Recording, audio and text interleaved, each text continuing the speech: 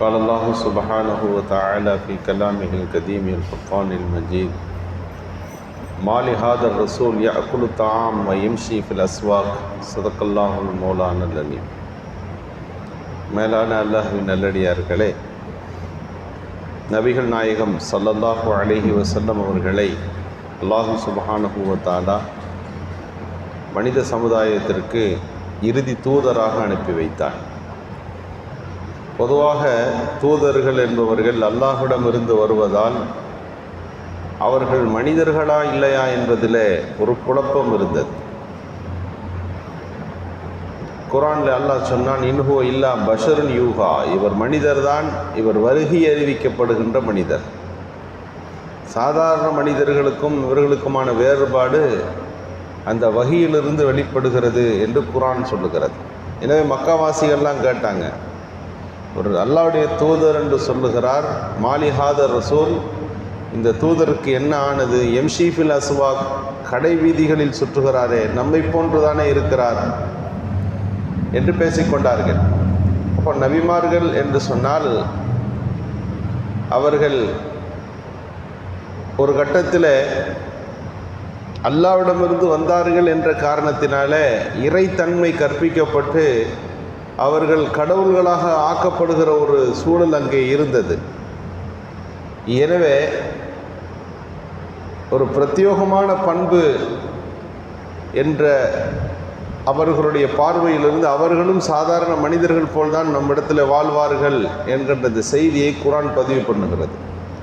என்றாலும் எல்லா நபிமார்களுக்கும் பல்வேறு அற்புதங்களை அவர்களுடைய வாழ்க்கையிலே வெளிப்படுத்தினார்.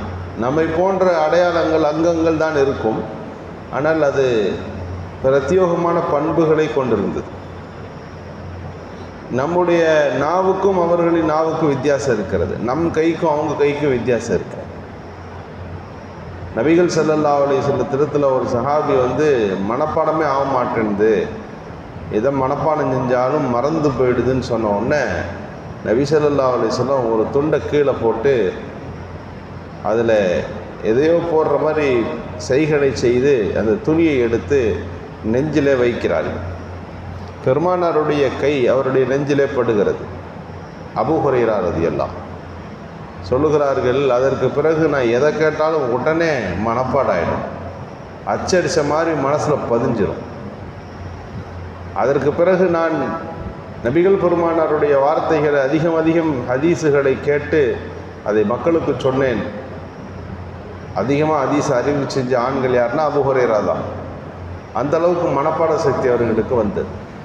பெருமானாருடைய கையின் அந்த லேசான ஒரு சூடு, பெருமானார் ஸல்லல்லாஹு அலைஹி வஸல்லமுடைய கையின் பரிசம் பட்ட உடனே இந்த மாற்றம் நடக்கிறது. இப்போ நம்ம கைக்கும் அவங்க கைக்கும் வித்தியாசம் இருக்கிறது என்பதை பார்க்கிறோம். அலி ரலியல்லாஹு அவர்கள் சொல்லுகிறார்கள், கைபருடைய யுத்தம் அங்கே நடந்த ஒரு செய்தியை குறிப்பிட்டு சொன்னார்கள்.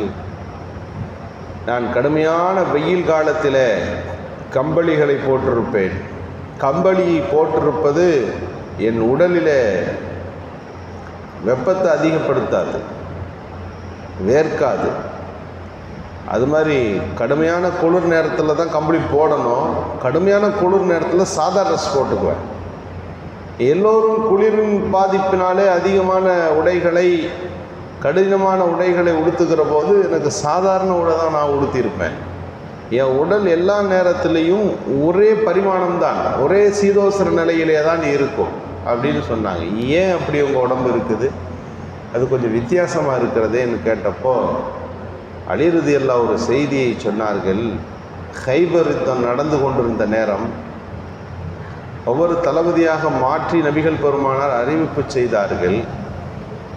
ஒரு நாள் இப்படி செய்தார்கள், நாளை காலையில் ஒருவர் கையிலே இந்த கைபர் யுத்தத்திற்கான அந்த போர் கொடி தரப்படும், தளபதி பொறுப்பு தரப்படும், அவர் தலைமையில் இந்த கோட்டை வெற்றி கொள்ளப்படும்னு அறிவிப்பு செய்தார்கள்.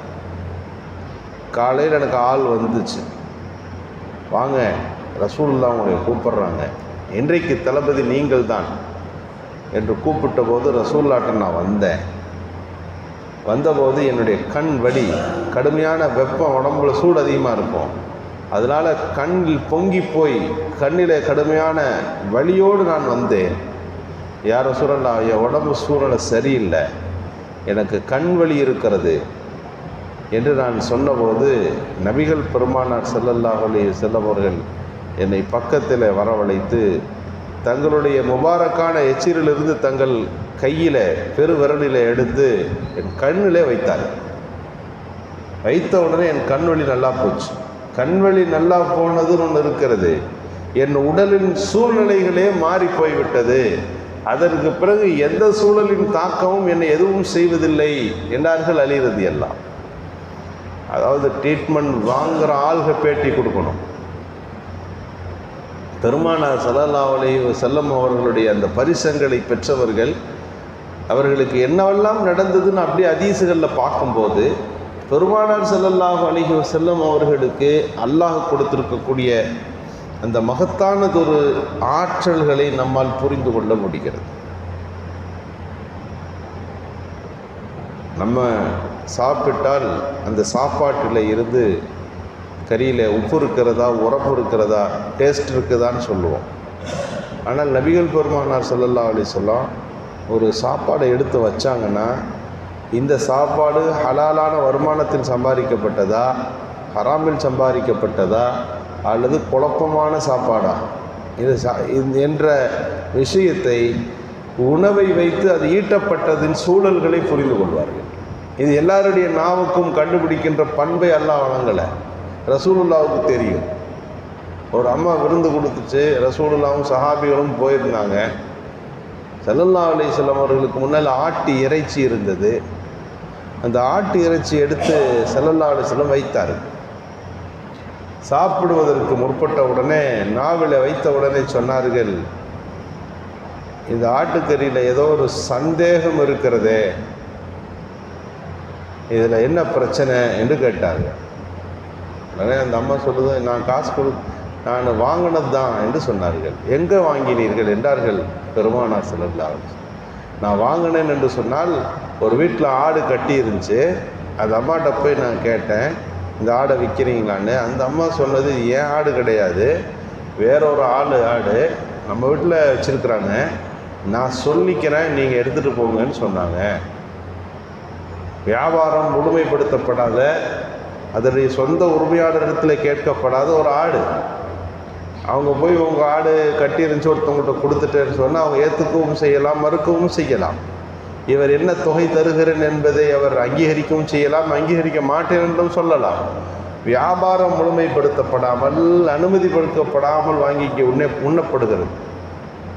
ஸல்லல்லாஹு அலைஹி வஸல்லம் சொன்னாங்க, இந்த ஆட்டுக்கறியை கொண்டு போய் சிறையிலிருந்து விடுதலை ஆகியிருக்கக்கூடிய சிறை கைதிகளுக்கு பங்கிட்டு கொடுங்கள் என்று கொடுத்து அனுப்பினார்கள் அப்படின்னு இந்த ஹதீஸ் நிறைவு பெறுகிறது. இங்கே நாம் புரிந்து கொள்ளுகின்ற விஷயம், நபிகள் பெருமானார் ஸல்லல்லாஹு அலைஹி வஸல்லம் அவர்கள் நம்மை போன்ற மனிதர் என்று சொன்னாலும் பெருமானாருக்கு என்று பல்வேறு ஆற்றல்களை அல்லாஹ் வைத்திருந்தான்.